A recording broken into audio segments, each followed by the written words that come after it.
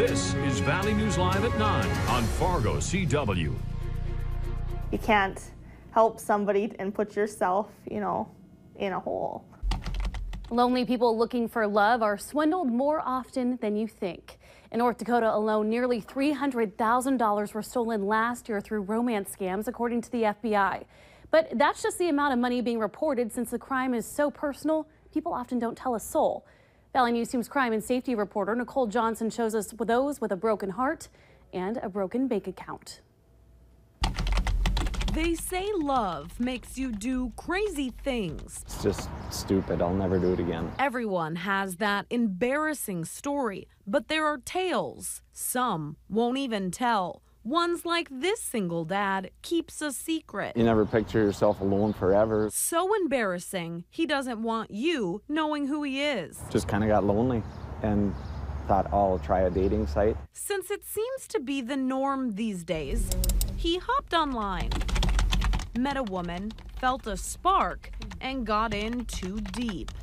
They talked for months, then found out she was stuck in Nigeria and needed money to get back to Fargo because her mom was sick and dying. Sent her $600 out of my account into her account and went to the airport here at Hector, and she never showed up. She never showed up. He never heard from her again. And I actually had feelings for this girl, which was, now looking back on it, really stupid. They come in and they feel so dumb. They're like, oh, I'm so stupid. And I'm like, well, you've got all these good qualities.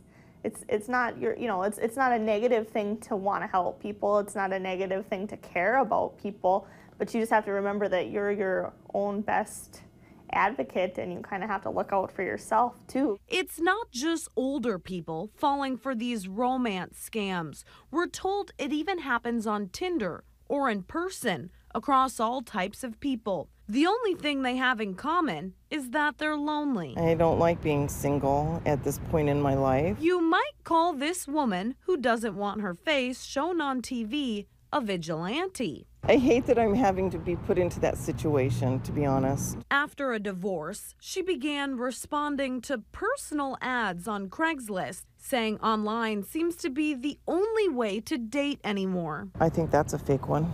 That's my personal opinion. Unintentionally, she's now an expert at spotting scammers. I found her by responding to her ad, calling out a man she says is posting lies. She even included his picture. Apparently he saw it, and actually somebody wrote to me and said, it looks like he's taken down all his ads. Others have thanked her too for standing up for those who might fall for it. They'll run people through all their checking and savings and retirement and everything. They'll keep going until that person is like, I don't have anything else to give you. If they say, hello, my dear, that's a red flag for me. For this single dad, he's moved on.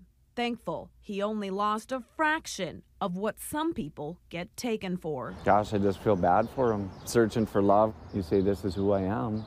Get taken advantage of. When it comes to love, we all make mistakes. But don't get caught literally paying for them. Nicole Johnson, Valley News Live.